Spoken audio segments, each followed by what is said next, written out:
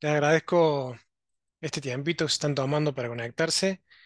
Eh, Hace ya 2 años que estoy en Avenga y estoy trabajando para el proyecto de Wind River Cloud, donde tuve la fortuna de encontrarme con esta tecnología que es Kubernetes.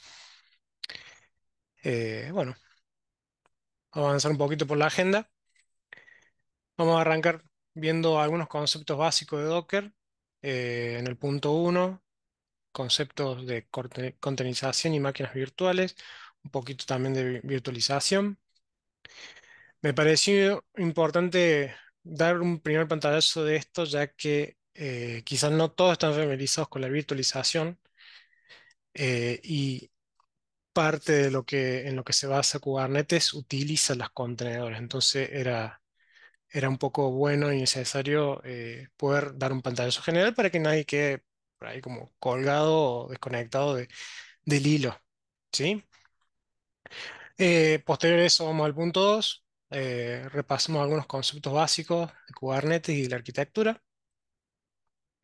En el punto 3 vamos a ya ver algunos comandos de kubectl y poder ver cómo nosotros nos comunicamos con el clúster a través del CLI. Y por último vamos a plasmar lo aprendido en el punto 3 en un minikube. Yo al final del punto 4 voy a pasar ahí las instrucciones para aquellos que quieran bajarse Minikube y poder instalarlo. Por ahí no lo vamos a hacer en vivo, ya que puede mandar troubleshooting que en cada entorno puede ser distinto, ya que en Windows es de una forma, en las distribuciones de Linux puede variar también. Entonces me pareció más práctico verlo directamente ya instalado en Minikube y después cualquier cosita offline lo podemos resolver en caso que a alguien se le complique instalarlo. Bueno, vamos a arrancar con Docker. Otra cosita, otra salvedad. Siéntanse libres de hacer preguntas, de dejar comentarios, sean alguna duda que tenga cada uno, así como también si alguien quiere agregar o aportar más información de lo que yo ya di, que quizá yo lo explico así de forma simplificada y alguien quiere agregarlo también, siéntanse libre. Todos estamos para contribuir y aprender como compañeros. Eh, bueno, vamos a arrancar con Docker. Me encantó este billete de 200 de la ballenita. Eh, por ahí para romper un poquito de hielo, eh, siempre me gusta compartir algún que otro meme a mis compañeros, a mis amigos. Eh, Siempre el de Willem Dafoe de Spider-Man es genial para tantas ocasiones. Y moviéndonos a la segunda imagen, Containers don't solve all problems, también me parece genial porque esta tool no necesariamente se tiene que aplicar a todos los proyectos, a todas las empresas. Cada entorno tiene su ciclo de vida y hay aplicaciones que pueden seguir funcionando perfectamente de forma clásica, instalando directamente la aplicación en un servidor, como han funcionado durante tantos años. Bueno, vamos a arrancar un poquito con concepto de virtualización. Las máquinas virtuales, por ahí vuelvo a aclarar, eh, nos permiten emular un sistema operativo dentro de otro, dej- dejándonos dos sistemas que están aislados uno del otro para correr aplicaciones y por debajo tenemos un mismo hardware, ¿sí? Eh, Mientras que los contenedores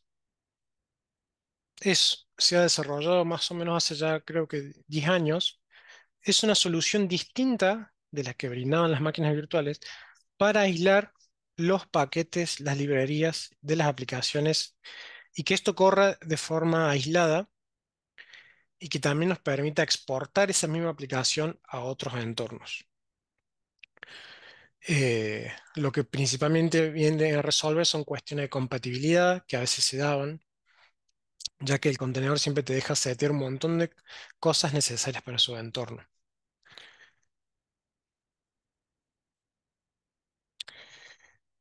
Este es un grafiquito que nos permite entender cómo están configuradas las máquinas virtuales versus los contenedores. Nosotros tenemos una infraestructura en ambos casos. En las máquinas virtuales tenemos un hipervisor, que es el software que nos permite emular el sistema operativo. En este caso estaríamos teniendo tres máquinas virtuales acá. ¿Cuál es el problema de esto? Que estamos usando dos veces un sistema operativo, como para que lo podamos entender de forma sencilla. Estamos gastando muchos recursos en correr el hipervisor o si fuese hosted, por ejemplo VirtualBox, estamos usando primero un sistema operativo y después estamos volviendo a utilizar recursos para correr la máquina virtual de acá. Lo que viene a hacer el Container Engine es simplificar esto y darnos más productividad con el mismo hardware. Me voy a posicionar un poquito acá todavía en máquinas virtuales. Eh, los hipervisores bare metal son aquellos que se instalan directamente en el hardware, como VMware o Microsoft Hyper-V. No necesitas instalar un Windows o Linux de base, sino que lo puedes instalar directamente en el hardware. Eh, y también hay hipervisores del tipo hosted, que por ejemplo VirtualBox, que lo instalamos directamente en nuestro Windows o el Linux que estemos usando. Les quiero mostrar brevemente un VirtualBox para que por ahí, si alguien no lo conoce, en VirtualBox generamos máquinas virtuales. Cada una de estas máquinas virtuales tiene memoria asignada, procesador, tiene una storage que podemos setearlo dinámicamente y podemos tener diferentes versiones de lo que sea. Incluso si acá le damos New, podemos ver que podemos crear un Windows si queremos, tener una imagen de MacOS. Eh, Esto sería como un pantallazo rápido de lo que es una, un, un hypervisor.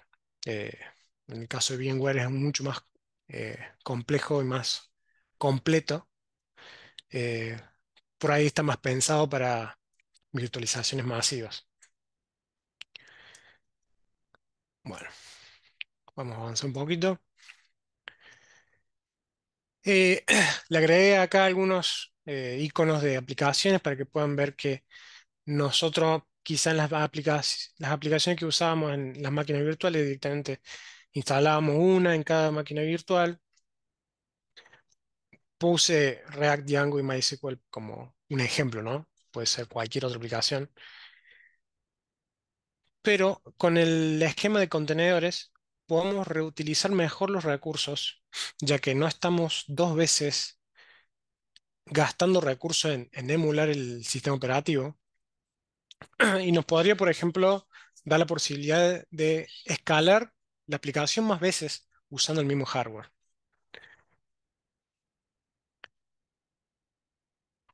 Bueno, si hasta ahí no hay dudas, avanzamos.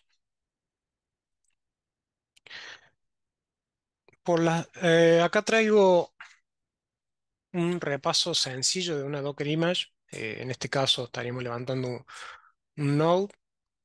Le estamos seteando el pad donde va a estar trabajando. Podemos setear que haga ciertas copias de los archivos, que corra un npm, que expongamos el puerto 3000 y también ejecutemos al final, en este caso, npm start. Acá tengo yo en Visual Studio. Este es un ejemplo sencillo de una imagen de Node.js. Esto es lo mismo que recién les mostré. Y acá tendremos en una carpeta los archivos que necesita una imagen de Node. Eh, Acá tenemos estos outputs que tendríamos si la corriéramos. Esto también puede ser con Python. sea cual sea la tecnología que estén usando, PHP. Eh, Me paré en este ejemplo de JavaScript, por ahí lo más convencional. Esta imagen que hemos seteado en el Dockerfile, le hacemos un Docker build y se crea la imagen. Para correr esta imagen, una vez que ya está creada, podemos usar un Docker run "-p" para exponer el puerto de interno del contenedor al puerto 3000 de nuestro localhost. Yo ya lo había ejecutado previamente. Acá hicimos el sudo docker run "-p". Y si nos vamos al localhost 3000, este es el Docker que está funcionando, que habíamos configurado en el Dockerfile.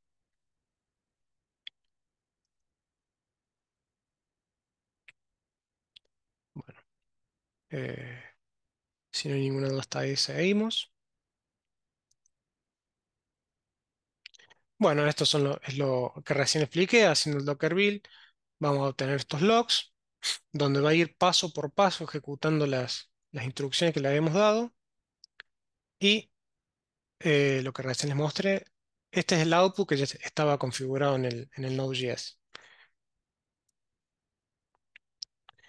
Por último, les dejo acá las instrucciones de si alguien quiere probarlo, eh, y testear una aplicación que alguien quiera desarrollar de forma de testing. Ustedes se pueden loguear en el Docker Hub con sus credenciales. Obviamente, si no tienen cuenta hay que crearla. Eh, También ahí está la salvedad de que hay ciertos proyectos, ciertas empresas que tienen un registry privado. Esto significa que nosotros, en vez de loguearnos en el Docker Hub, nos estaremos logueando en el registry, que por ejemplo, yo cuando estábamos trabajando en WinRiver teníamos un registry privado, entonces todas las imágenes que utilizaba la empresa estaban guardadas en este registry, con el cual apuntábamos con una URL en particular. Y eso también implicaba una cuestión de una mejor latencia a la hora de comunicarnos con el registry, porque estaba todo en la misma red. También no solamente nos quedamos ahí en el on-prem. eh, si nos vamos a algo, un ejemplo en cloud, Amazon tiene un servicio que se llama Elastic Container Services, donde también podemos guardar nuestras imágenes Docker y administrarlas de ahí. Y también el EKS, que es el Elastic Kubernetes Service, puede tomar las imágenes del Container Service, como para darles una información extra de que no necesariamente tenemos que tener todo en el Docker Hub. Bueno, siguiendo con esto, hacemos un Docker tag a nuestra aplicación. Esto sería nuestro repo. Y dos puntos latest. Latest significa que lo estaríamos subiendo como nuestra última versión de la imagen. Luego Docker push. Y ahí nuestra imagen ya estaría en el Docker Hub, por ejemplo. Y ya estaría lista para después hacer un Docker pull desde nuestro entorno. Repasando algunos comandos también comunes que usamos: Docker images para getear todas las imágenes que tenemos en nuestro entorno. El Docker PS es para ver qué contenedores están corriendo ahora mismo. Si hacemos un Docker stop apuntando el container ID, lo paramos y sería lo mismo con el RM. Vamos, directamente ya lo borramos o lo removemos. Bueno, si hasta acá no hay ninguna duda, eh, avanzamos al punto 2. Vamos a hacer un pequeño break. Quiero mostrarles un video que me pareció genial para la ocasión. Figured out your infrastructure? Yeah. So what's your plan? I decided to use Kubernetes, massively distributed, whole new approach. What are you doing? Service mesh. Service mesh. Yeah, I'm getting rid of all my servers, all of them, and I'm going to build this multi-tiered service mesh, with APIs, and it will all be serverless, with all these containers, like Kelsey Hightower demos. You have a street team for this. No, it's just me. I don't see why you need Kubernetes. The site needs to be 5.9 available. Who's going to be maintaining it? Oh, I don't need to. And why is that? It's in the cloud. Mm-hmm. There's a reason it's serverless. Oh, for sure. You just need to write the code, orchestrate the containers, then configure Nginx, Kubelar, Grafana, Datadog, and who knows what else. Well, I already installed Docker, wrote my first container, and just need to sign up for AWS. Hey, this is going to cost you thousands. Don't you just need a Next.js site? Yeah, well, this time you're wrong. I need global scale.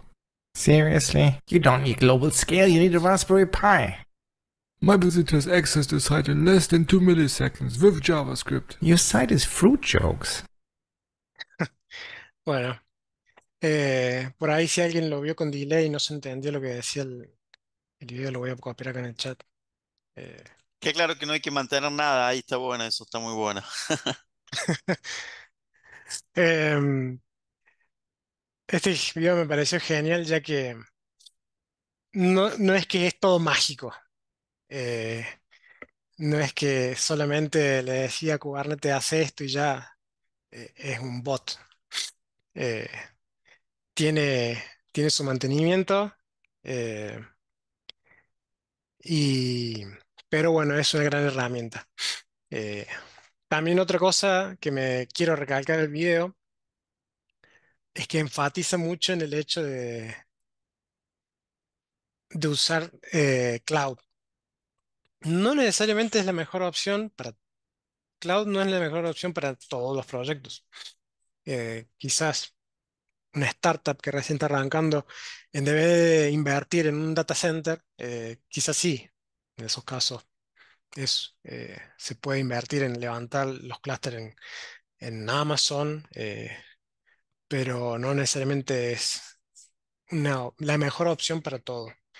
Eh, por eso se desarrolló otras distribuciones de Kubernetes que vamos a ver acá en la izquierda, que corren de forma on-prem, quiere decir de forma local en un data center, o si el data center no es propio, se alquila.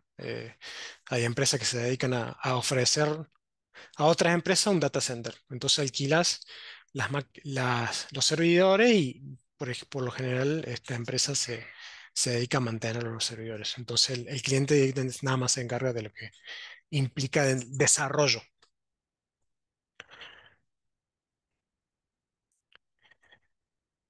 Como vemos acá tenemos algunas soluciones de Kubernetes para entornos on-prem: OpenShift, Google Anthos, Rancher, Canonical Charm. Estas opciones están porque cuando Google desarrolló Kubernetes, lo hizo a código abierto. Entonces, cada empresa puede tomar el código de Kubernetes y modificarlo a su propia necesidad o para venderlo. Eh, de la misma forma en que las nubes lo tomaron para integrarlo en su entorno. Amazon desarrolló el EKS, Azure el AKS y Google el GKA. Tenemos también entornos de aprendizaje o quizás para un testing, en el caso de un desarrollador que para no tener que conectarse a un clúster de producción, lo puede testear en su propia máquina, levanta un Minikube o un K3. Por eso vamos a usar más adelante Minikube, ya que nos permite levantar un clúster Kubernetes como comprimido sin que demande tantos recursos, pero totalmente práctico para levantar imágenes eh, y configurar diferentes objetos de Kubernetes. Bueno, vamos a pasar un poquito más de cómo se compone la arquitectura de Kubernetes. Esto sería un clúster. Lo hice un poco exagerado a los gráficos acá, de tener este servidor con sombrero y corbata, es nuestro control plane. Yo lo veo como el jefe, digamos, como el patrón de los demás. Estos son los workers, que son los que tienen el sombrerito de trabajador, como de obrero. eh, y es porque desde el control plane nosotros mandamos hacia los workers las instrucciones y la carga de trabajo se ejecuta en los workers. Desde el control plane tenemos otras eh, features, otras herramientas que están trabajando ahí, como el scheduler, el control manager, el API server y todas las configuraciones de los nodos, de los pods, todo deployment, stateful set, daemon set, servicios y otros recursos más, que son un montón todavía. Todo eso se va almacenando en la base de datos del etcd que tiene Kubernetes. Es una gran ventaja el etcd, ya que también nos permite, en caso de un disaster recovery, agilizar a que el clúster se vuelva a recuperar y se levante nuevamente. Nosotros, para conectarnos desde el control plane, por ejemplo, para hacer las consultas o configurar el clúster, utilizaremos el kubectl y por medio de los kubelet, el kubelet es un agente que está corriendo en cada uno de los workers para poder conectarse vía API con el control plane. Entonces, de esa forma nosotros administramos desde el control plane hacia los workers. Incluso también pueden estar configurados más de un control plane, dependiendo del el entorno. Dentro de un worker, como mencionamos recién, vamos a tener la carga de trabajo, a excepción de si nosotros configuramos Minikube, el Minikube nos va a emular un solo nodo, un solo control plane. Eh, pero bueno, hago esta aclaración porque eso no es lo real, digamos, es un entorno de pruebas. Nosotros en un clúster normal vamos a tener siempre control plane y workers. El workers tiene corriendo los pods y los pods se van a organizar bajo namespaces. Los namespaces son divisiones lógicas que nos ofrece Kubernetes para correr los pods y tenerlos de alguna forma ordenados. Podemos tener varios pods de diferentes imágenes. Incluso podemos configurar que tenga MySQL y Node corriendo en el mismo pod. Eso depende del entorno, depende de la necesidad del proyecto. Eh, Como mencioné antes, son las aplicaciones más comunes que se me vienen a la cabeza. Pueden ponerle la aplicación que ustedes quieran acá. Sí, sí, digamos, es como una diversidad que es imposible explicar todas las combinaciones que podemos tener ahí. Pero bueno, todo bien. Gracias, Damián. Bueno, avanzamos un poquito.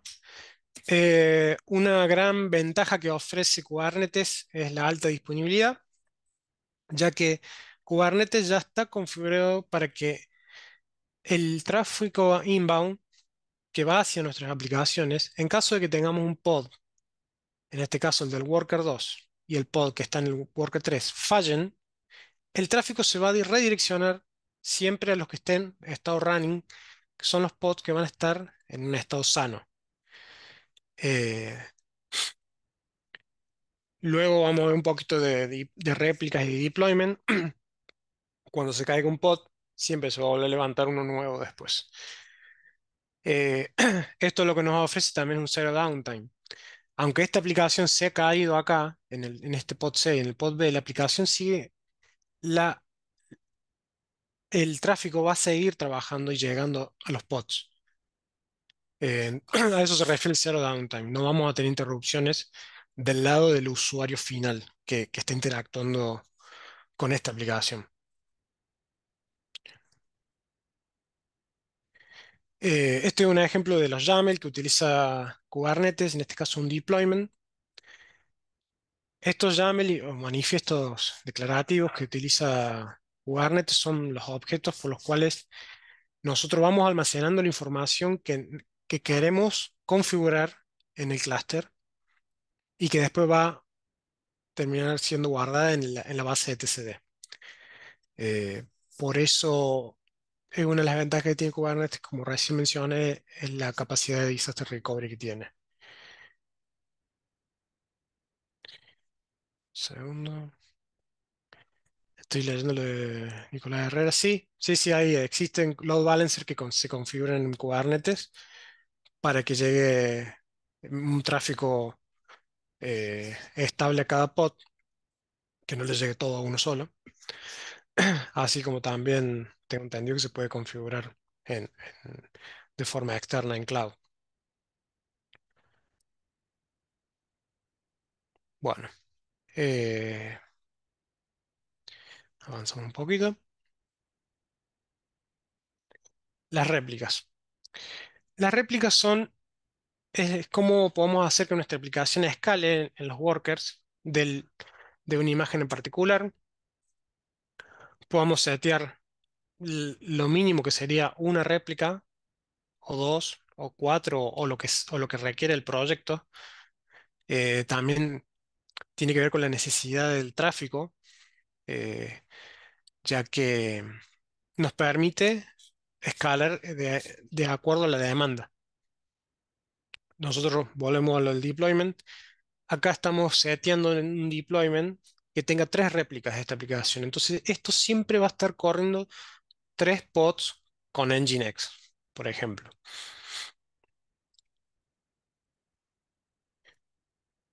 En este caso, tendremos un deployment que tiene configurado cuatro réplicas. Eh, una réplica o dos réplicas. Eso se va configurando en el YAML. El chat.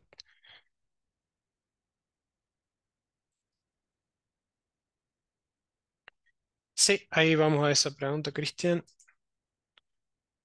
Nosotros podemos levantar, cada worker está, en este caso, están unidos por una overlay network. Es una feature de Kubernetes que permite la interacción de los pods, creando una red interna entre ellos. Em, Así como también, por darles un ejemplo, en Amazon se puede configurar que un clúster esté en una availability zone, entonces podemos estar teniendo eh, pods corriendo en diferentes data centers de Amazon, pero con Kubernetes podemos configurar que esté todo en el mismo eh, clúster y que se comunique, se pueda comunicar entre ellos, a pesar de que están a miles de kilómetros de distancia. No sé si con eso puedo contestar lo que consultaste, Cristian. Sí, sí, bastante claro. Estoy leyendo lo de Nicolás. Ahí vamos a ver ahí a lo de Nicolás. Dame un segundito, Nico. Por ejemplo, hay un objeto de Kubernetes que se llama Service, que nos permite, en este caso, setear una IP estática. ¿Para qué nos sirve esto? Por ejemplo, si nosotros estamos teniendo tráfico que viene de Node.js, por ahí vamos a ir un poquito más, un ejemplo sencillo. Nosotros en la página de JavaScript tenemos un formulario, el usuario carga ese formulario, lo envía, lo recibe Node.js y Node.js tiene que enviar transforma el input al formato que necesita en MySQL. ¿Sí?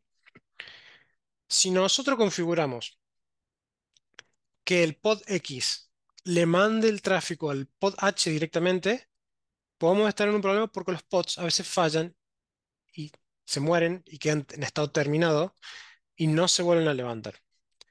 Entonces, si nosotros configuramos que el pod le mande este pod directamente, vamos a tener un cuello de botella. La información no va a llegar después porque si el pod este falla, eh, se corta la cadena. Por eso Kubernetes tiene el cluster IP que nos permite tener una IP estática que todo lo que llega de este pod X se lo va a ir redireccionar al ABC, al H, el F, el Z. Si falla alguno de estos, no importa porque estamos balanceando a los otros, siempre llegando a una IP estática. Todo el tráfico te llega a esta IP y lo rebalanceamos a estos pods que son de MySQL. No sé si con eso puedo contestar lo que consultabas, Nico.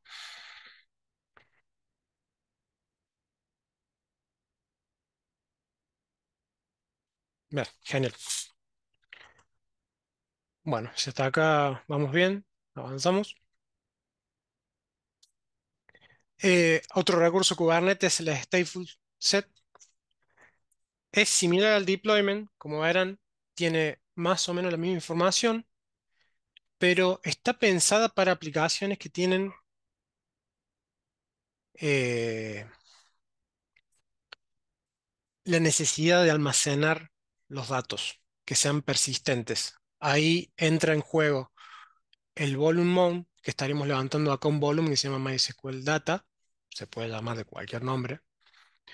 Levanta este pad y acá estamos configurando un volume claim, que es el storage donde vamos a almacenar estos datos de forma persistente. Y en este caso, justo la, no me deja, lo voy agrandar un poquito.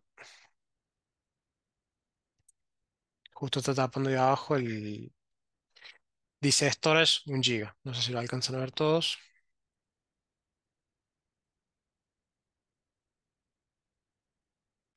Ahí está. Ahí se fue la línea. Hemos configurado ese volume claim con 1 GB. Ese sería el storage que Kubernetes nos permite crear y configurar. Y obviamente ese storage está de alguna forma conectado a un disco, a una partición real. Voy a leer el chat.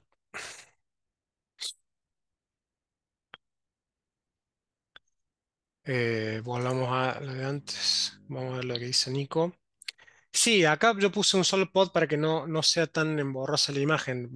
Pues, seguramente al ser una aplicación importante, podemos setear que Node.js no solo tenga un pod, sino que tenga varias réplicas.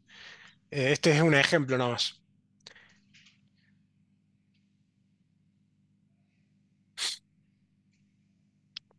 Eh, en caso de quien tome la posta, si nosotros configuramos un deployment set, el deployment set se va a encargar de que siempre haya los pods necesarios que necesite la aplicación. Si se nos cae uno, el deployment set va a volver a levantar otro.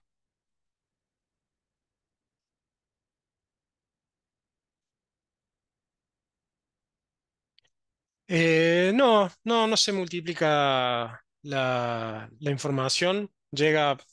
Se configura perfectamente para que lleguen para que la DB funcione perfectamente y no se esté duplicando todo. De hecho, se hace comúnmente cuando hay una necesidad de gran demanda de tráfico.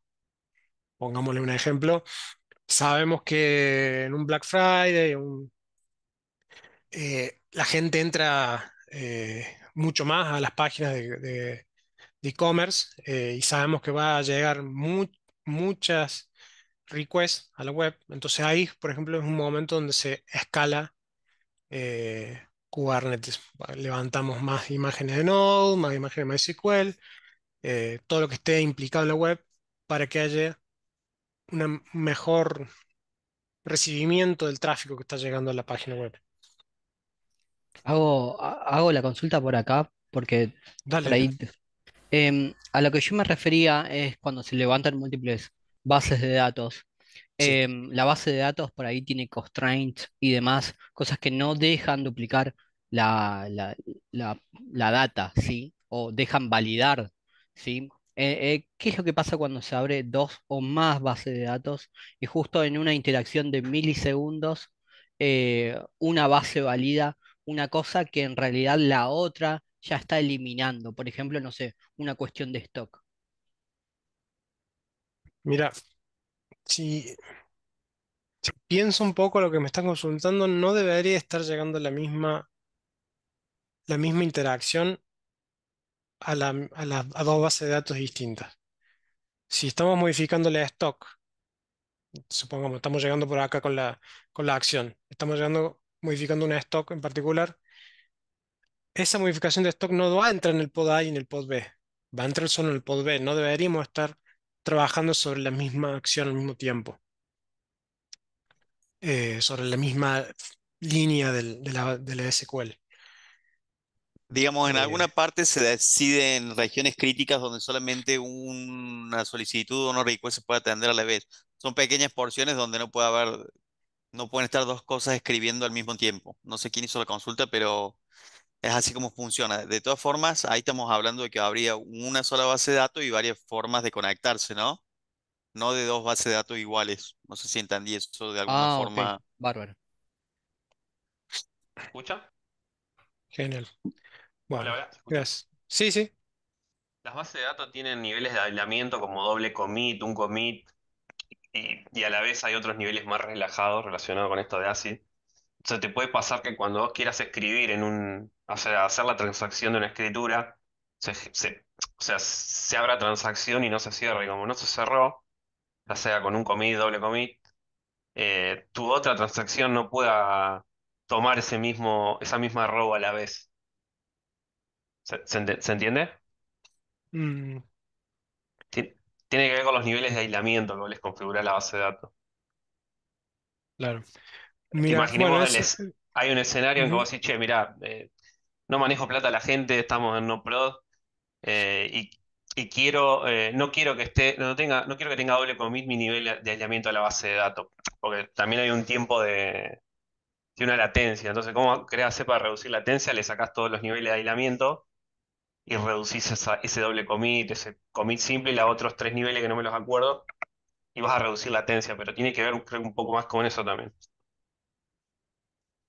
porque haces operaciones atómicas, independientemente del pod. Eh, sí, sí, sí. Es válido también lo que estás mencionando vos. Sí, Eh, de todas cosas son más, estas consultas son más relacionadas a la interacción con una base de datos puntual. Acá estamos hablando más de la infra. O sea, nuestro foco siempre es más en la infra, pero bueno, son válidas también estas inquietudes. eh, Dale. Bueno, gracias igualmente por la consulta. Chicos, siéntanse cómodos en sacar cualquier pregunta que quieran. Como mencionó Damián, bueno, yo en mi caso no soy un administrador de base de datos, estoy más del lado de la infra, por lo que quizá no voy a sacar todas las dudas respecto a base de datos. eh, pero bueno, genial, genial que hagan estas consultas también, porque quizás es la duda de otro, ¿sí? Eh, Quizá yo no te puedo decir a un nivel exacto qué está pasando a nivel de la base de datos, pero sí te puedo asegurar que esto trabaja de forma eficiente y se viene haciendo hace un montón de años ya. No se inventó hace poco. Este stack, se podría decir, integrado con Kubernetes. Perdón la interrupción, Gastón, solamente para Gustavo acá, solamente para aclarar, las conexiones de la base de datos se configuran justamente como decía Damián, de acuerdo a las necesidades del negocio y tratando en estos casos por ahí de dar tolerancia a fallos, se analiza cuál es la mejor estrategia. Entonces, por ahí, inclusive esa estrategia está definida por quien desarrolla el software y no por quien despliega la infraestructura. Por ahí la visión, lo que está presentando Gastón, está más en función de quien despliega la infraestructura y no de cómo se hace la implementación para solucionar un determinado problema que es totalmente válido, que es el de la concurrencia. Pero bueno, esto es un tópico. Sí, sí. Bueno. ¿Puedo preguntar Eh, algo más? Creo que va más relacionado a lo que estás por contar ahora. sí. Relacionado, ahí mencionaste que tiene un storage de 1 GB. Entonces yo me estaba preguntando, ¿no? Tengo mi AKS, mi EKS.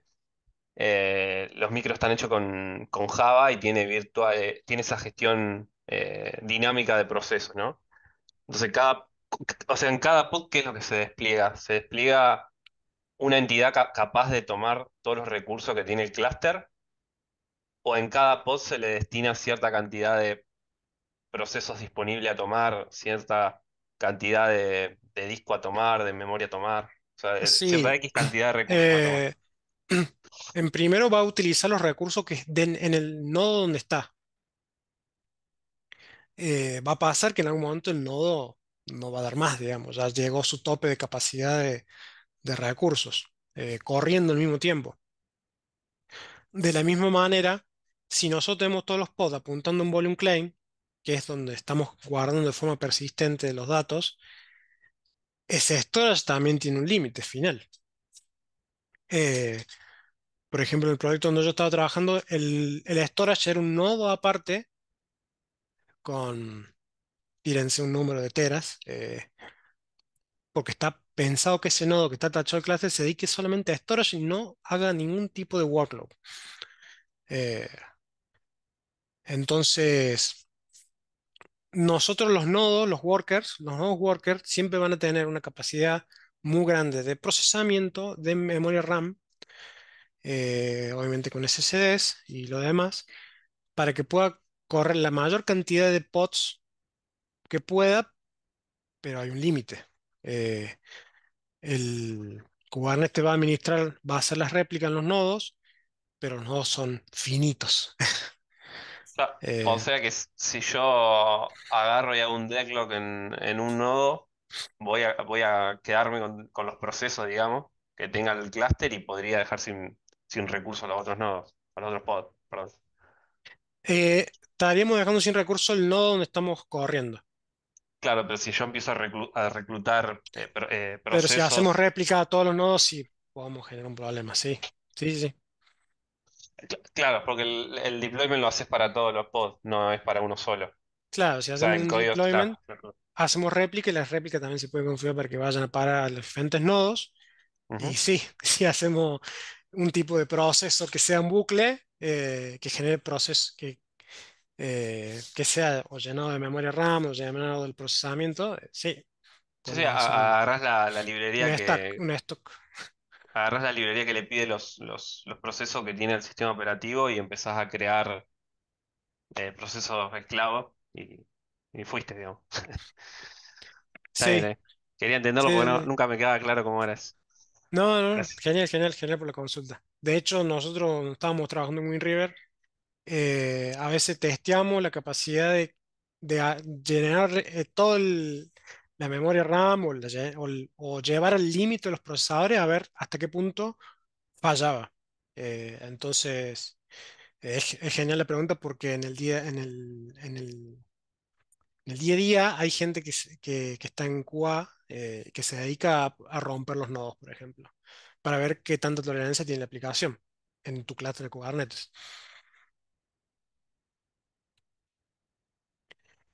Bueno, volviendo a lo de Stateful Sets, la diferencia principal que tenemos con el deployment es esto, que está pensado para aplicaciones que necesiten tener datos persistentes.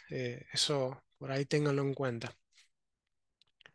Eh, como puede ser acá MySQL, como puede ser Postgre o puede ser MongoDB, lo que ustedes, hay muchas más aplicaciones de Stateful Set. Bueno, recién habíamos hablado de deployment, de daemon set. Los daemon set todavía no los hemos visto, pero son agentes que corren una sola vez en cada nodo. Están más relacionados al manejo de métricas y, y la colección de logs. No es- Vamos a puntualizar en este cuadro, no tiene réplicas, con lo que solamente un solo pod corriendo en cada nodo es suficiente. Para allí un ejemplo práctico, Prometheus. Es un agente que corre, que genera ve las métricas y se las manda, por ejemplo, a Grafana. Ese Prometheus está corriendo una sola vez en los nodos y con eso es suficiente. Pero este pod de Prometheus no va a guardar los datos de forma persistente. No está para eso, nada más está para levantar métricas. Los datos los podemos configurar para que se guarden en otro lado. El deployment, al igual que la stateful, nos permite tener réplicas, pero son aplicaciones que no necesariamente necesitamos que que guardan información. Para eso está el stateful set. Posiblemente aplicaciones que son intermediarias entre una y otras sean un buen ejemplo para un deployment. El nombre de los pods es autogenerado con van a ver que levanta los pods, tiene el nombre del deployment y un montón de letras y números random que va creando. En cambio, el stateful, cuando va creando cada stateful, le va agregando 0, 1, 2, 3. El deployment está más enfocado a aplicaciones web, microservicios y APIs. El stateful set está más puntualmente pensado en base de datos o aplicaciones que tienen información persistente. El servicio, por ejemplo, habíamos hablado antes de ese balanceador que mandaba con una IP estática en el medio. El servicio nos sirve para exponer los pods y para que tengan conexión entre ellos, o también, no estoy hablando del overlay network, sino que nos da la posibilidad de que un pod le mande información a otro pod. También obviamente está en background la overlay network. Y los servicios también nos permiten exponer los pods hacia el exterior del clúster para que, por ejemplo, llegue el tráfico o lo enviemos. También los servicios nos permiten load balancing, entre otros. Este cuadro me pareció genial ya que nos da un pantallazo de algunos recursos que vamos a ver en un entorno cotidiano, pero hay muchos más. Esto es nada más la punta del iceberg. Hay muchos más objetos de Kubernetes que están en juego en diferentes proyectos, dependiendo de la necesidad. Eh, si hasta acá vamos bien, vamos adelante.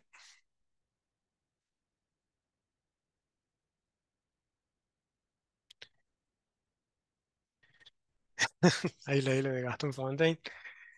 Eh, sí, Kubernetes es como un mar, pero hay que agarrarlo con paciencia. Yo hace 2 años atrás también tenía a veces mucho como recelo o como que veía como que era todo abstracto, pero todo mientras se vaya masticando de a poco se va comprendiendo. Eh, Pasemos a este punto 3, kubectl es nuestro CLI para comunicarnos con el clúster.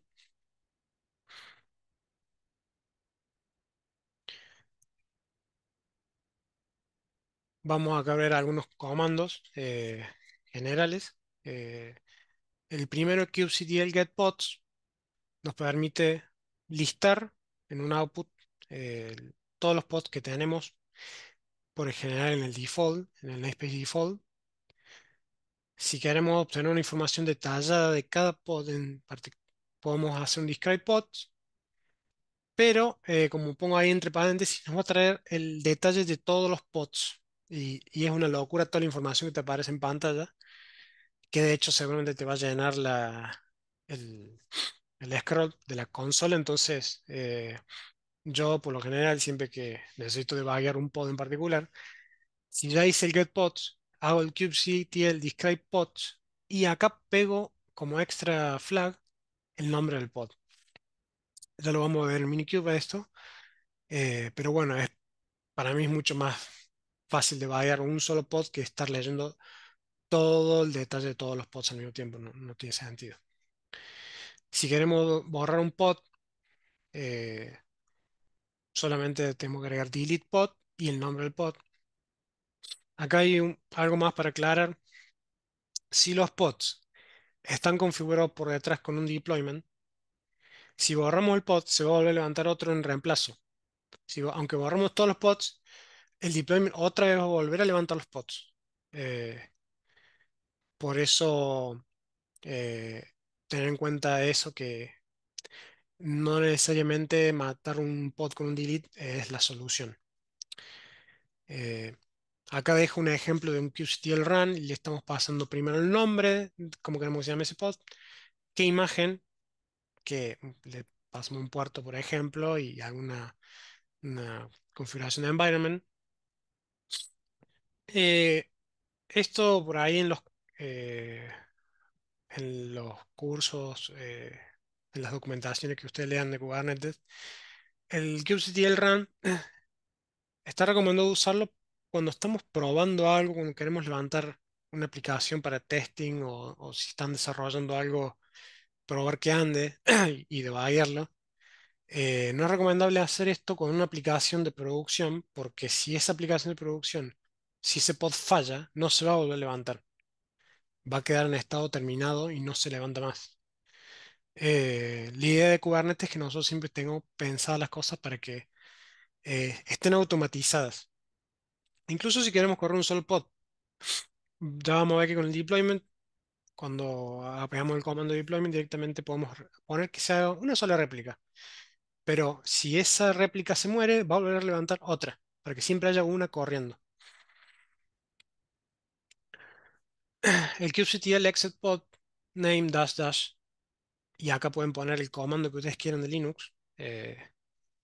Es algo que nos permite interactuar con el pod, ya que podemos, por ejemplo, ver los archivos, las carpetas, podemos ver también, eh, podemos tirar un df-h también, que es el comando que te permite ver los file system, eh,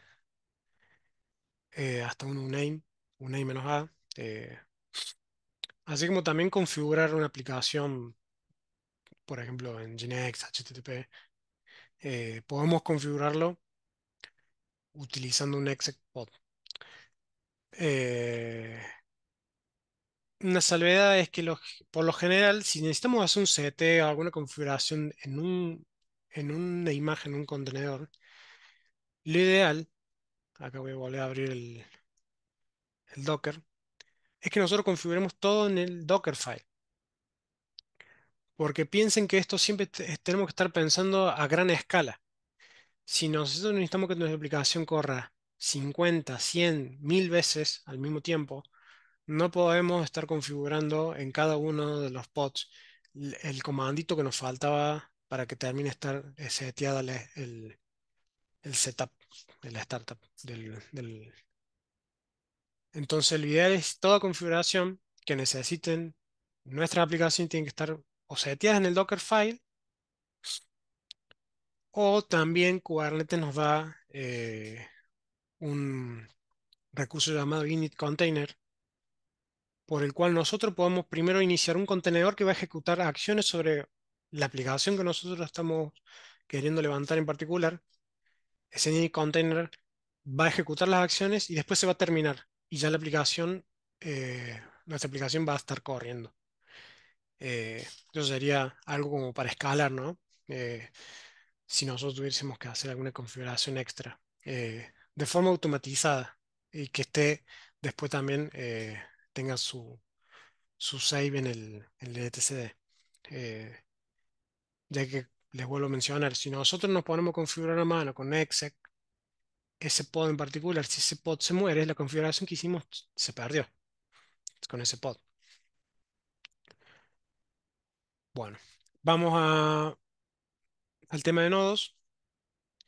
Con el get nodes, Kubernetes nos va a traer los nodos que tenemos, sea servidores físicos que estén atachados en el clúster, o, por ejemplo, en Amazon, las instancias de Amazon son las que se atachan al clúster del EKS.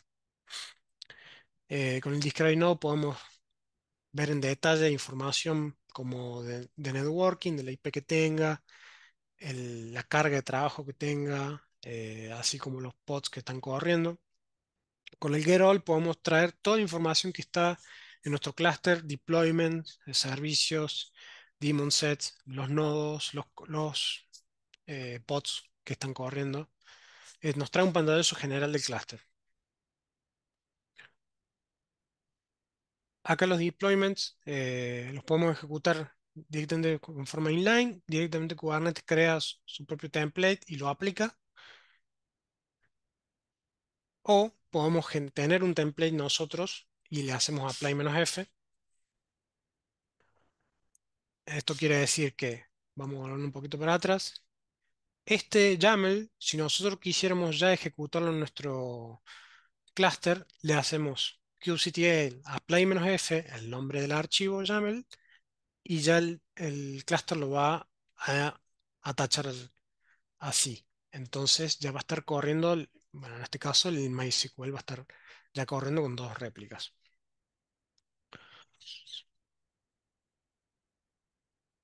Con get deploy vemos todos los deployments que están corriendo y con el delete deploy agregamos el valor del deployment. En este caso sería first nginx. Ponemos acá este campo y de esa forma borraríamos un deployment. Ténganlo en cuenta que si nosotros queremos que una aplicación sea terminada, pero tenemos un deployment, si borramos los pods, si no, van a seguir levantándose pods, porque el deployment sigue trabajando. Entonces tenemos que borrar el deployment y los pods van a ya estar en el estado terminado para siempre. Obviamente, si queremos volver a levantar el deployment o volvemos a hacer una apply-f, lo que sea. Los daemon sets se pueden consultar con getDS y también tengan en cuenta que como en Kubernetes tenemos la división lógica entre namespaces, si nosotros hacemos un dash menos A mayúscula, nos va a traer los recursos de todos los namespaces. En este caso, todos los daemon sets con menos A. Los namespaces también, obviamente, los podemos getear en forma de lista o crearlos según el nombre que queramos. Para darle un ejemplo, Grafana, cuando corre en el clúster, crea un pod y ese pod no lo vamos a ver en el namespace default de kubectl, perdón, del namespace default de Kubernetes. Lo vamos a ver en un namespace que se llama Grafana también. Entonces, acá estamos agregando un "-n". Grafana se llama el namespace, entonces nos va a traer solamente los pods que están en ese namespace y no una lista general. Con los services es más o menos lo similar que habíamos explicado antes. El get nos trae una lista y el delete borra el servicio. Bueno, si hasta acá vamos bien, eh, avanzamos.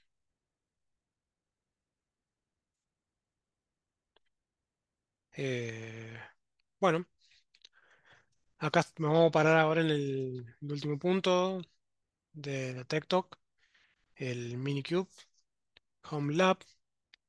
Yo ya lo instalé previamente para que sea un poquito más rápido la presentación. Lleva algunos minutos, por lo menos instalándolo en un Ubuntu se instala en un par de minutos. Eh, yo ahora esta información se las voy a pasar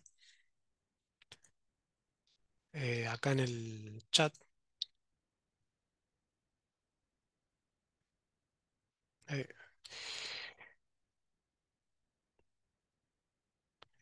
ahí estoy leyendo lo que pone Nico.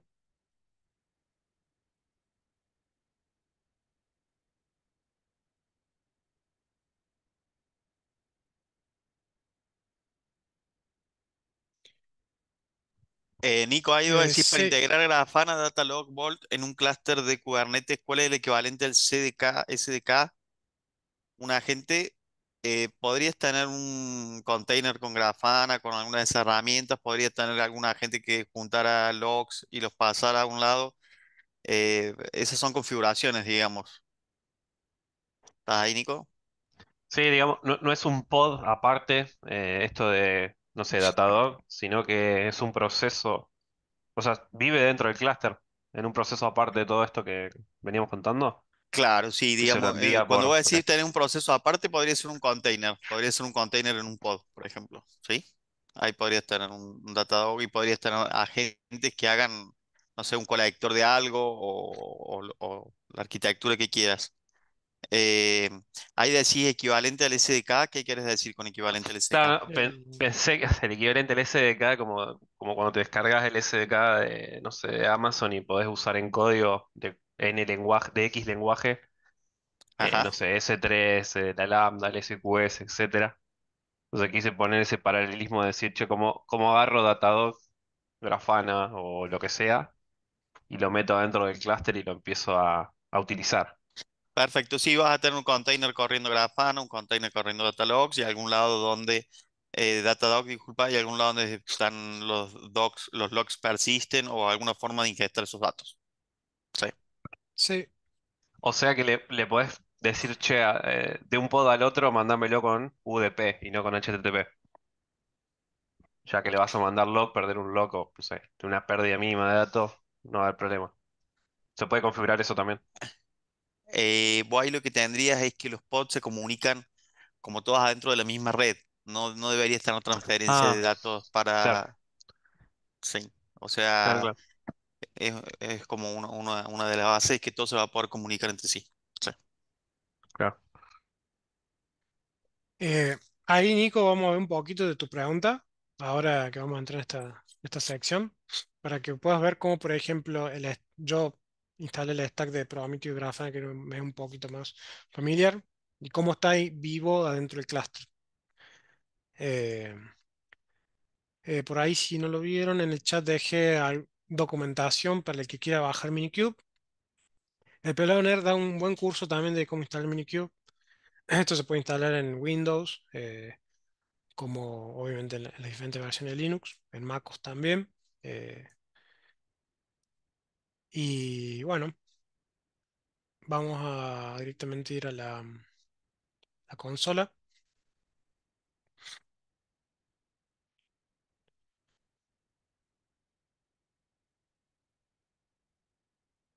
Bueno, yo acá tengo instalado ya Minikube. Cuando lo instalen,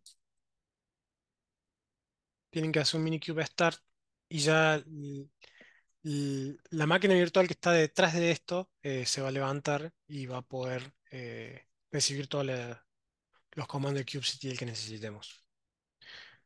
Yo ya lo hice esto antes. Recién hablábamos de los getpods. Si hacemos un getpods, nos trae lo que tenemos ya corriendo. Todos acá están running, tienen una edad que habla de qué tanto tiempo llevan corriendo en el clúster.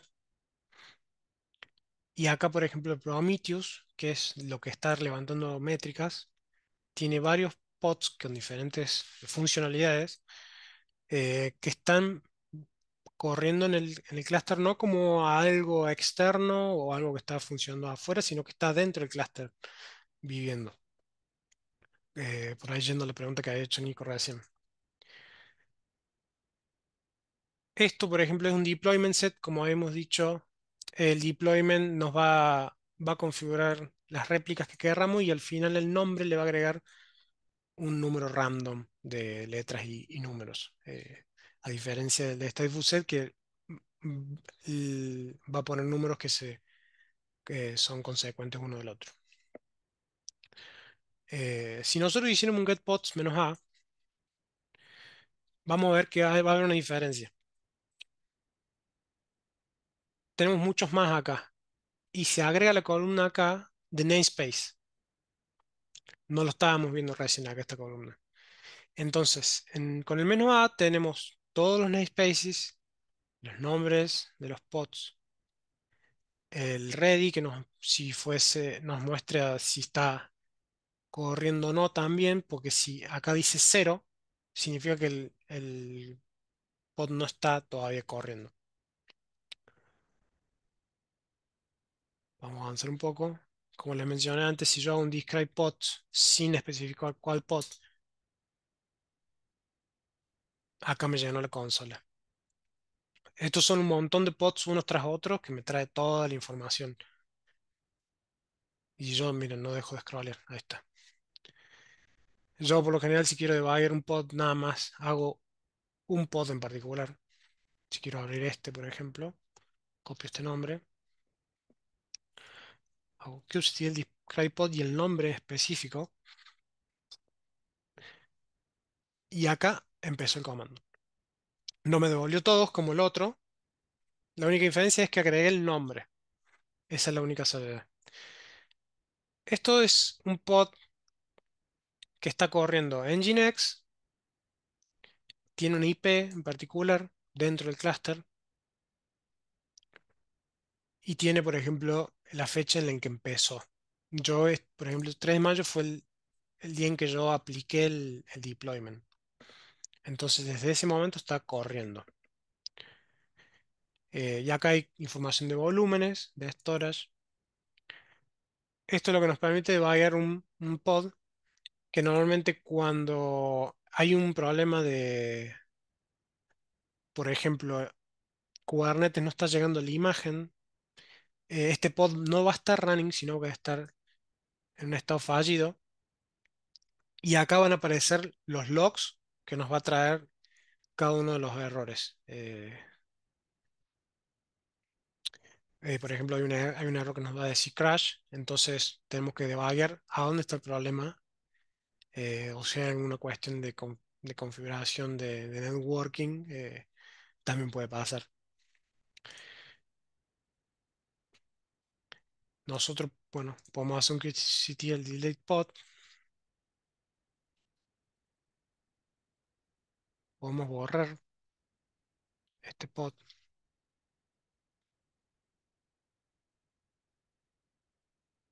ahí lo borro, y vamos a ver que no está más el que termina en 4W2. Pero como forma parte en deployment, que ya vamos a ver un ejemplo, se volvió a levantar uno nuevo. A eso es lo que yo iba antes cuando decíamos que los pods, si están corriendo solos, se mueren y no vuelven a arrancar. Si forman parte de un deployment, siempre va a haber una réplica reemplazando al que se ha caído o al que esté fallando, en lo que sea. Una consulta. ¿Cuál es el truco para que tus pods escalen de 9 a 6 y no de 11 de la noche a 6 de la mañana? Vieron que creo que hay Em, videos en internet que te dicen, che, reduje los costos de la compañía porque dice que no escalen pods o no estén encendidos pods de todos mis recursos a la madrugada porque mi negocio, mi producto no funciona a esa hora y no amerita que esté todo esto encendido o funcionando. em, Mira, ahora déjame pensar bien la respuesta. No sé si también lo tenés ahí clara No la hiciste, sí, respuesta. pero me parece, ¿no habías hecho un ejercicio para pagar pod durante el fin de semana o algo así? ¿Me equivoco? Lo hemos hecho con EC2 Instance, no Bueno, era con los pods. podés poner auto-scaling groups sobre los nodos del clúster de Kubernetes, ¿sí? Atrás de esto tenés instancias que están corriendo, por ejemplo, en AWS. Y también tenés tareas programadas que pueden ser cron jobs, que pueden ejecutarse en EKS, por ejemplo. Eh, Déjame ver a ver si encuentro algún ejemplo interesante. Acá tengo un link a ver si es. Sí, si estuviésemos hablando de AWS y queremos bajar los costos, por ejemplo, un fin de semana, como recién mencionó Damián, yo, por ejemplo, he investigado un ejemplo con Lambda. La Lambda tiene puedes setear tags de tus EC2 instance que están relacionadas al clúster. Entonces, la Lambda se va a activar con un cron job inicial, que por ejemplo que arranque el sábado y que se vuelve a ejecutar el lunes a la mañana, por ejemplo, ¿no? Y que nada más esté apuntado a las tags, a una tag en particular, que esa tag va a estar en el recurso que vos querés apagar. En este caso, las instancias que están atachadas a ese clúster, como recién dijo Damián. Claro, sí, sí, me acuerdo de haberlo visto. Ahí pegué un artículo de Medium y habla de que, bueno, ahí tiene un cron job corriendo que el fin de semana pone réplica cero y hace algunas cositas que limitan la escalabilidad, ¿sí? Pero también podemos tener auto-scaling group que apaguen los nodos directamente donde está toda la infra. Y hay algo que también destacable que, digamos, toda la infra de Kubernetes está pensada para que se pueda apagar y prender 20.000 veces, no pase nada y no se pierda nada. Diferente es el almacenamiento, eh, que eso se hace a través de los stateful sets que nombró Gastón más temprano. Ahí sí hay volúmenes, hay snapshots, hay backups y hay todo ese tipo de cosas que inicialmente como Kubernetes es agnóstico sobre el almacenamiento, digamos. Vos podrías almacenar en cualquier unidad de almacenamiento, a Kubernetes no le especifica, ni tiene una, ni le incluye. ¿Sí? Me quedé con eso por decir. Venía. Bien. No sé si Bien. respondí la pregunta.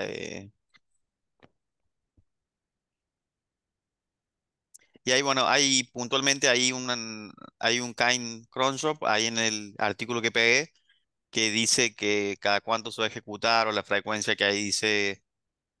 eh, bueno, pego si quieren el pedacito en el chat,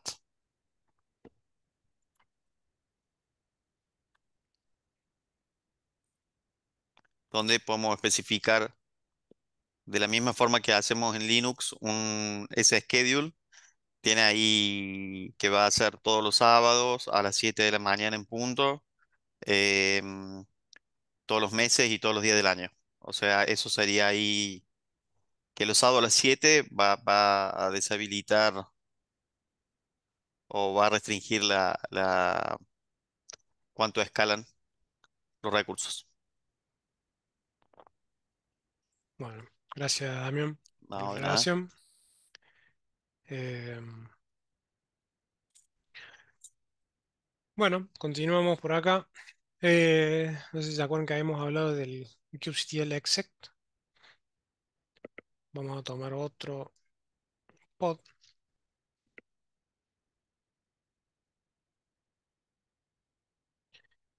Pegamos el nombre del pod y hacemos un dash dash. Acá puede ser un comando Linux, por ejemplo, un ls. eh, También podemos hacer un df-h. Nos va trayendo todo lo que está dentro del pod. Un uname.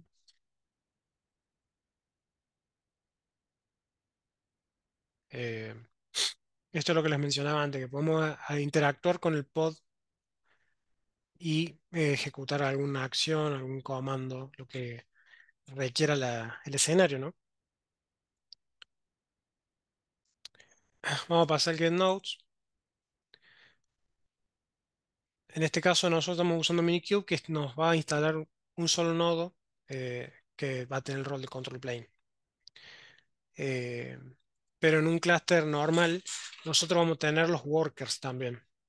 Acá tengo por eso instalado, corriendo ya, un clúster de Vagrant que lo configuró un amigo llamado Matías Vega Massa. Este clúster de Vagrant, por acá les muestro acá el VirtualBox. Vagrant se encarga de automatizar, es un poco parecido a lo que hace a Ansible. Agarrenlo con pinza lo que digo. Se dedica también a levantar infraestructura, pero bueno, son distintos. Eh, en este caso, Vagrant configura la VirtualBox y levanta los nodos que queremos configurar y podemos levantar un clúster de Kubernetes virtualizado.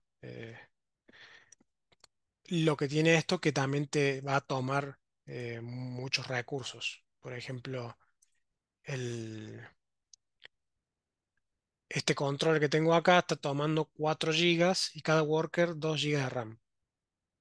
Lo mismo que el tema de los procesadores. Entonces, dependiendo del entorno que cada uno trabaje, va a poder virtualizar un Minikube o también el que esté interesado en hacer un poco de troubleshooting, puede bajarse un Vagrant eh, con el seteo de un clúster. Acá el Vagrant, si yo hago un get nodes, nos va a devolver que tenemos el control plane y acá están los workers. Lo agrando un poco por si no se ve bien. Quería hacer esa salvedad nomás. Volvemos al Minikube.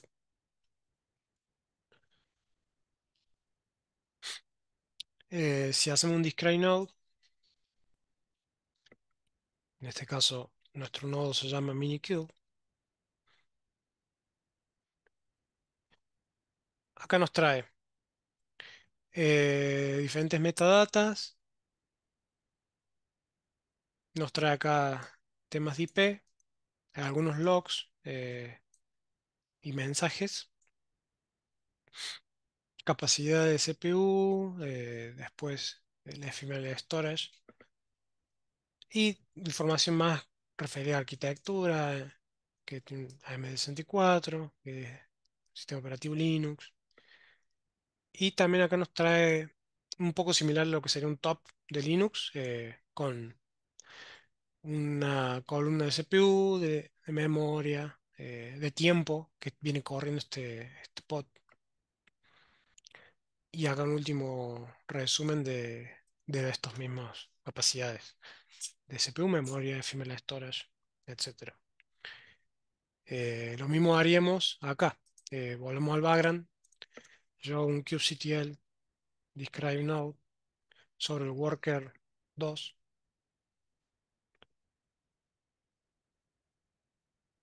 Me faltan nodes. Acá nos trae la información de este worker, que es distinta al minikube que recién teníamos, ¿no? Son diferentes configuraciones, pero siempre organizada de la misma forma, ¿no? Eh, si yo, nuestro control plane se llama control cero, vamos a ver que tenemos diferente información en cuanto a, por ejemplo, los pods que están corriendo ahí. En este caso tenemos acá dos, en Qubit Proxy, Calico Node, y en el controller tenemos los recursos que son primordiales de la arquitectura, como el etcd, el API Server, el Controller Manager, el Scheduler, eh, otros servicios de Calico y Coordinates, que solamente corren en el controller, en el control plane. Hago esta salvedad para, como había mencionado antes, las tareas que tiene de carga de trabajo, el worker es distinta a lo que corre o lo que está corriendo dentro del control plane. Vamos a volver al minikube. Si hacemos un kubectl get all, nos está trayendo un pantallazo general de diferentes recursos que tenemos. Todos estos son servicios. Acá tenemos un daemon set, en este caso levanto por Prometheus. Acá tenemos algunos deployments, también algunos deployments de Prometheus. Acá nos trae también un resumen de réplicas que tenemos configuradas. Y acá, por ejemplo, aparece un stateful set.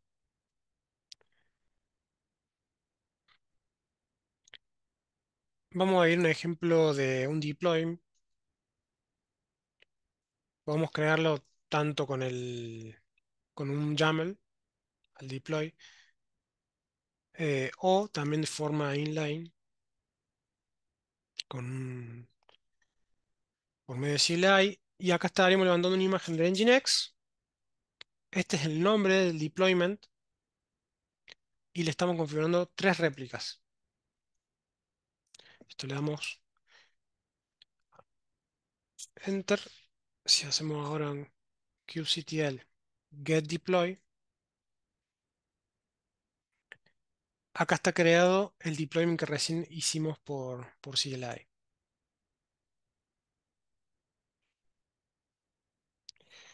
Si lo queremos borrar,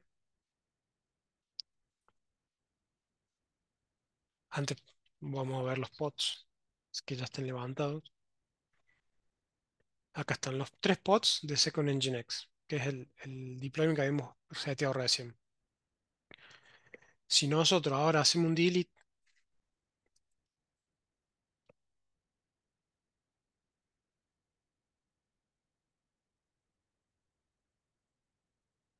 y hacemos ahora un get pods, ya no están más estos tres. Y si hacemos un get deploy, tampoco aparece el Second Nginx.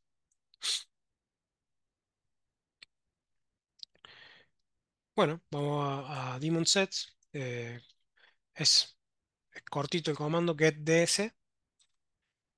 Nos trae, en este caso, uno de Prometheus que estemos corriendo. Y si le agregásemos el "-a", nos va a traer los daemon sets que están en los diferentes namespaces, en todos. En este caso teníamos otro daemon set que acá apareció, que es el kube-proxy, que está en el namespace kube-system.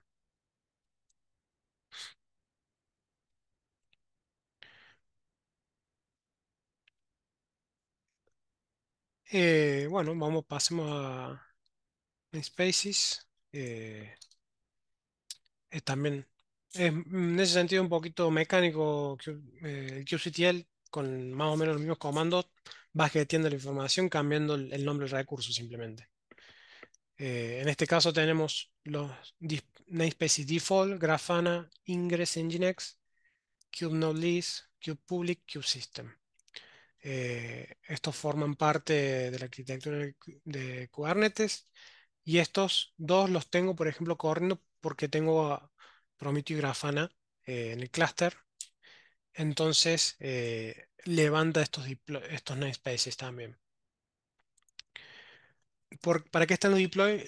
Perdón, los namespaces para que haya un orden, para que podamos organizar los pods y que no esté todo junto en un solo namespace. Eh, si queremos crear, por ejemplo, una namespace, le podemos dar create, TechTalk, por ejemplo. Hacemos un get namespaces y ahí está creado al final, con una edad de 3 segundos. Hay una funcionalidad de Kubernetes que nos da templates de los deployments, por ejemplo. Dale, gracias Gustavo. Un abrazo. Gracias por asistir.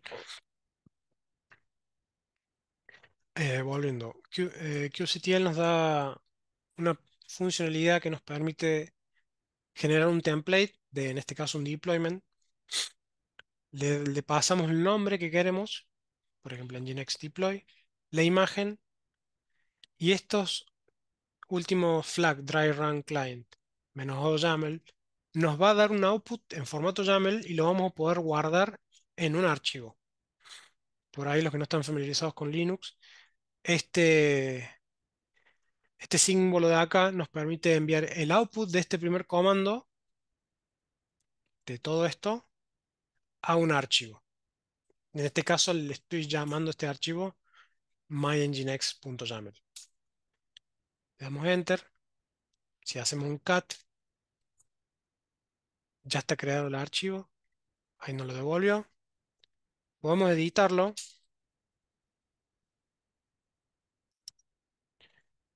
Y por ejemplo, me gustaría agregarle acá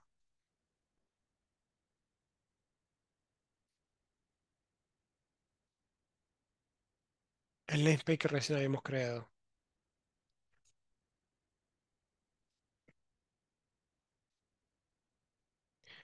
Entonces, haciendo una app kubectl apply-f,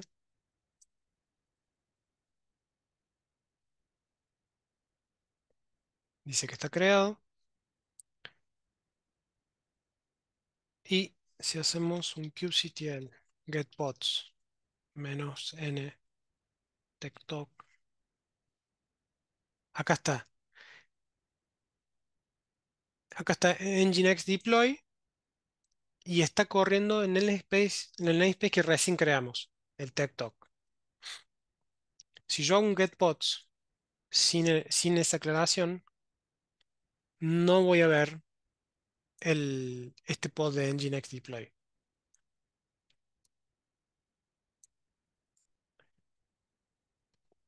Bueno, vamos a avanzar un poquito.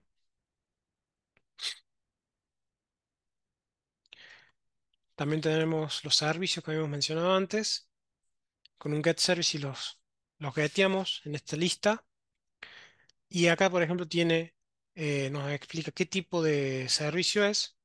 El cluster IP, como habíamos mencionado antes, nos sirve de alguna forma como balanceador, teniendo una IP estática para recibir el tráfico que sea inbound o outbound. Y acá al último tenemos un tipo de servicio distinto que se llama node port. Este nos sirve para mapear un puerto a otro puerto. En este caso, este servicio está mapeando del 80 interno del contenedor al 31.938, que ese sería nuestro localhost. Ya vamos, estamos justo en el límite del tiempo. Eh, Minikube nos permite hacer esta consulta, Minikube Service, apuntando el nombre de este. Vamos a ver qué nos trae este puerto que está siendo porteado, ¿no? Y acá nos trajo Prometheus. Este Prometheus está corriendo dentro del clúster y accedemos por la IP 31938. ¿De dónde sale este IP? Si nosotros hacemos Minikube IP, nos va a devolver este IP. Y más, este puerto es el que estábamos viendo recién en Prometheus. Eh, por ahí, si hay alguien que no conoce Prometheus, Prometheus está corriendo como un daemon set, levantando métricas y se los manda a Grafana, que es esta otra tool que nos permite obtener gráficos de nuestro clúster. Y como verán, acá tenemos algunas de las cosas que recién estábamos viendo en el clúster. Las va recompilando de forma gráfica. Así que bueno, eh, hasta acá llegamos. Si alguien tiene alguna consulta, eh, Dos consultas más. sí. Quería saber del Service Mesh, porque lo mencionaste, qué función tiene dentro de Kubernetes. No sé si se ve como si fuera algo desde afuera que se usa para ver qué hace Kubernetes o si está metido adentro. Y sobre el liveness y el readness, si me contás un poco qué es y para qué se usa. Em, Mira, si querés lo puedo averiguar bien porque no lo tengo muy claro el concepto de Service Mesh, o por ahí no, me cuesta explicarlo. ¿Cómo es tu nombre? Nico, Nico. Nico, mira, yo en Slack, si querés, lo podemos charlar dale, dale, eh, dale. y podemos formular ahí un par de preguntas, ya que por ahí ya estamos justo Sí, en el sí, me parece final. que estamos en la hora y me parece que está bueno que surjan preguntas y comentarios para ir avanzando, Nico. Y lo del Liveness, te podemos decir cuándo se considera que un contenedor está vivo y readiness cuando está listo para procesar. ¿Qué diferencia hay entre eso? Podría ser que vos tengas el container todo listo a nivel de infra, pero esté esperando que le responda, ya que nombramos antes, una base de datos que se conecte con una base de datos. Entonces, por eso podemos demorar el readiness y decir que la infra está lista, pero todavía falta algún servicio, alguna conexión, alguna API, algo que le dé el OK de que está todo andando, Nico. ¿Sí? Entonces, eso es a nivel de liveness versus readiness. ¿Sí? Y bueno, me parece que está bueno que avancemos por ahí en otro momento o en otra charla como se dicen, y sobre temas más avanzados, como Service Mesh, por ejemplo. Pero bueno, lo veamos por ahí en otro momento. No es este. Bueno, gracias gente por los que se conectaron. Espero haber sido de ayuda, de contribución. Eh, Podemos seguir charlando por Slack. Por ahí, si hay alguien que es externo, venga, me puede mandar un mail a esta casilla. Y por último, quería recordarles que desde Training van a mandar un form, eh, así que los que lo pueden los que pueden llenarlo, sería genial. Y bueno, agradecido con todos, gracias por prestar este tiempo y muy contento por este espacio y también agradecido con el espacio de training para Muchas gracias, Gastón. Y brindarnos. bueno, acá hay un continuadora, quedó un continuadora ahí dando vueltas, así que habrá que canalizarlo ahí. Tenemos la Sabri y habrá que buscar la vuelta. Sí, sí, Eh, Sí, perfecto. hay, dale. hay- hay por eso llenen el form, chicos. También hay cosas de storage que no se vieron, como mencionó Damián, así que se puede haber una parte 2. Así que, bueno, les mando un Bueno, abrazo. muchas gracias a todos por sumarse, participar y gracias Gastón por compartir tus conocimientos y por este tiempo. Que tengan una linda tarde a todos. Nos vemos, buen fin de